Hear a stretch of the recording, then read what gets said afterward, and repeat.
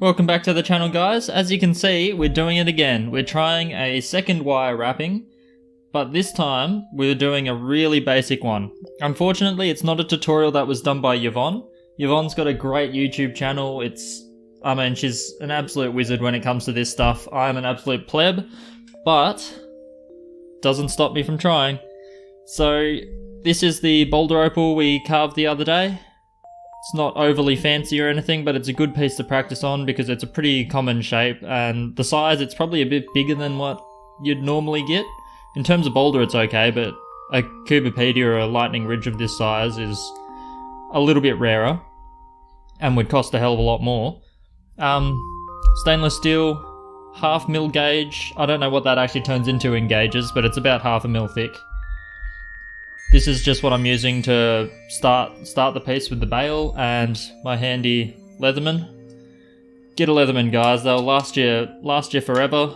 Basically using it as my pliers in this video. I got this one custom made a while back, so it's got a nice little Damascus steel blade on it, and I think it's got my name laser engraved on one of the blades as well. Handy tool. So a lot of you suggested, after I did my awful attempt wherever that's hiding these days, after I did this attempt at copying one of Yvonne's videos because she made it look so easy, a bit deceptive because I thought I could do it and it's turned into a nightmare. A lot of you suggested that I look into a Viking style wire weaving, wire wrapping, and so I've done that. Unfortunately, the video that I found that I want to try to imitate today didn't actually have any kind of voiceover. It had a bit of writing, but most of it was just a person going through the process. So I'm going to go ahead and try to copy it as best as I can. We might have to do some on-the-fly thinking, but it's really simple, so I think we're a good chance. Anyway, that's enough of an intro. Let's get into it. I'll talk my way through it a little bit, but I might speed up and just speed through it a little bit as well, just so you guys don't have to sit around and watch me get real confused. So hopefully this one's still looking good, but a lot easier to complete. Alright, step 1, the bail. Now I've cut a lot of this stainless steel wire off, so we've got heaps to play with. We don't need to be too scared. So basically I'm just wrapping it around. That's once, go twice, something like that, and then I just want to twist this off. I guess I should zoom in. So just wrapping it around twice, crisscrossing them over, and just tying it off like so.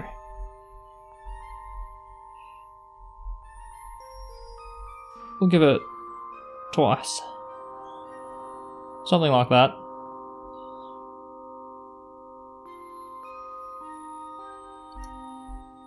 Tugging on it seems pretty strong. So probably need to cut off a lot of that excess. So we'll give that a snip. And then I've got that little jagged bit sticking out, and if that stabs someone in the neck or in the chest, that's not going to be great, so let's just bend him around nice and tight. Bam. Just like that.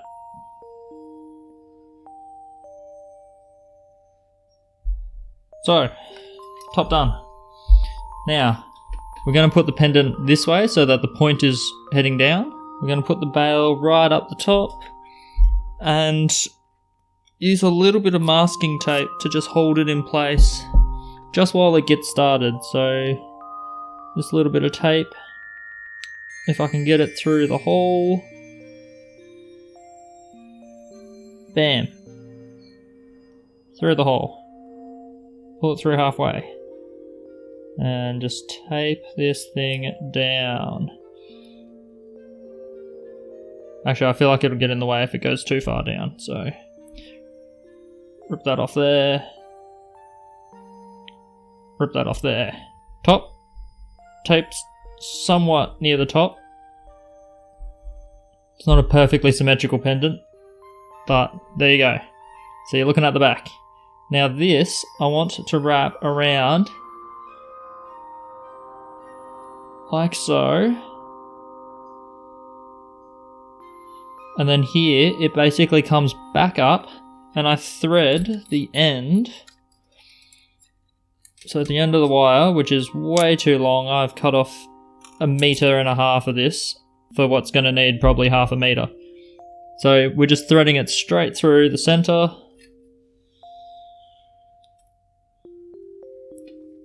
Look at this. Such an easy wire wrap that even I can do the tutorial.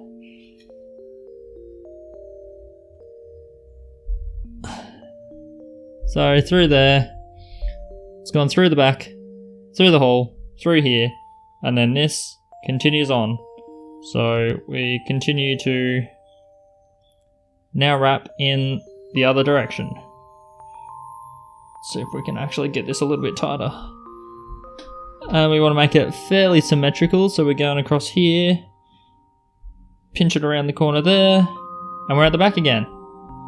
So at this point, we do the same thing, grabbing the end through the hole, pull it all the way through. Wonder if I should be wearing safety glasses so that this doesn't stab me in the eye. It's really got a mind of its own.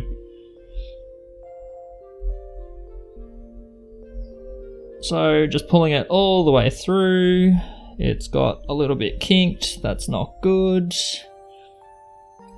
All the way through, bending it down, and there we go. That's the first rotation around.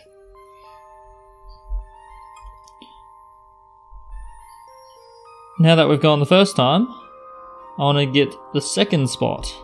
The second spot will make it down here a bit. It's maybe like centimeter or just under, bending it around, bending it back up. And now, this time, we grab the end, found him. I should have cut this shorter. And he goes under that first loop around. So if I can do that without getting stuck on the masking tape, there we go. So just under both of them. You can see that there. So we're going under both. Similar to how we went through the bail. And we're just pulling it all the way through. We aren't letting it get kinked. All the way through. And bam. I say bam, but we're zoomed out way too far. Bam. So now this one, a similar distance down again. Around here, bend him in. We grab the end.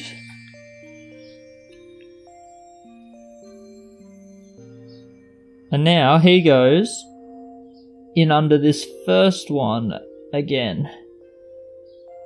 So if I zoom in here, actually I'll just bring this closer. Boost up the lighting.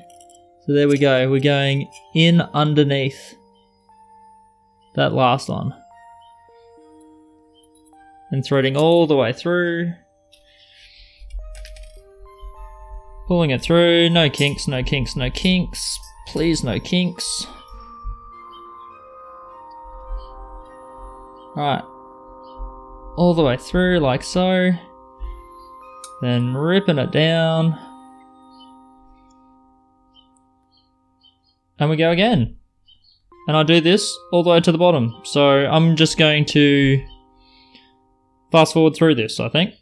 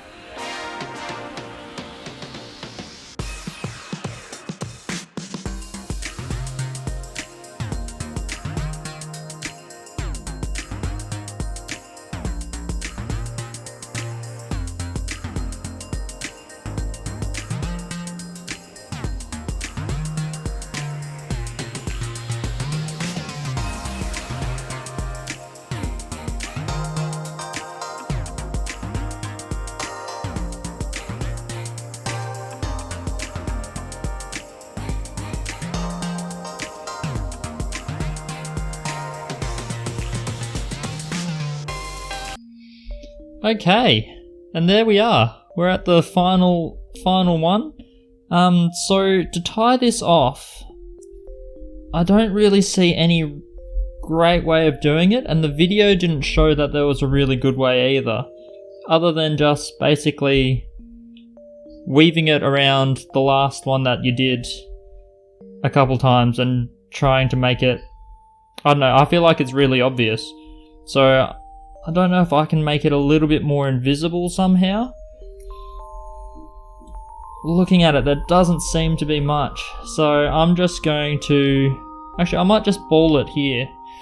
So if I cut it off a little bit, because this is way too long to handle, I basically just want to chuck this end through here and just create a little bit of a knot.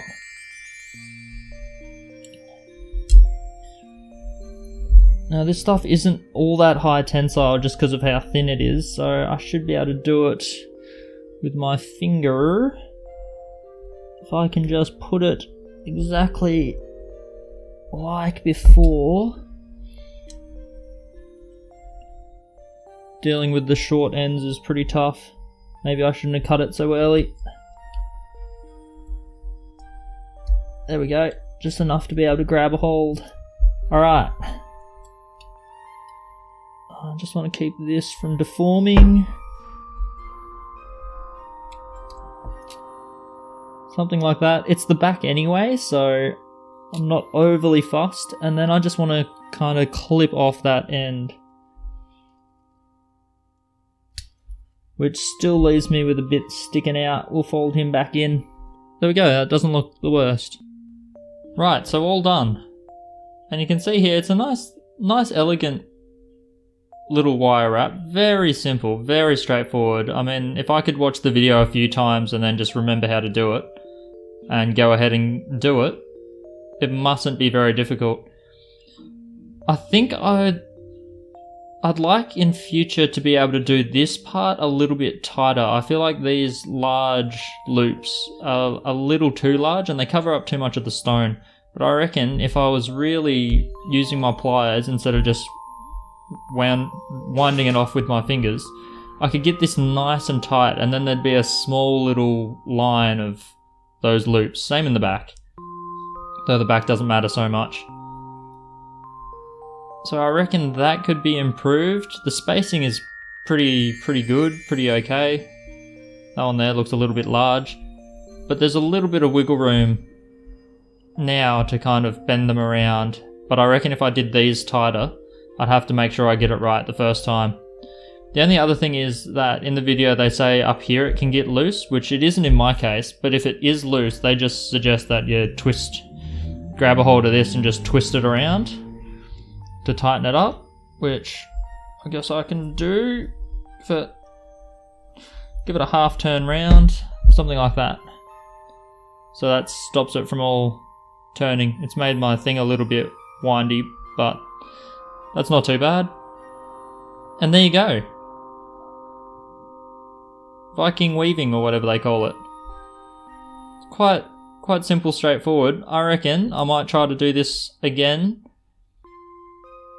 just quickly and see if I can make this nice and tight.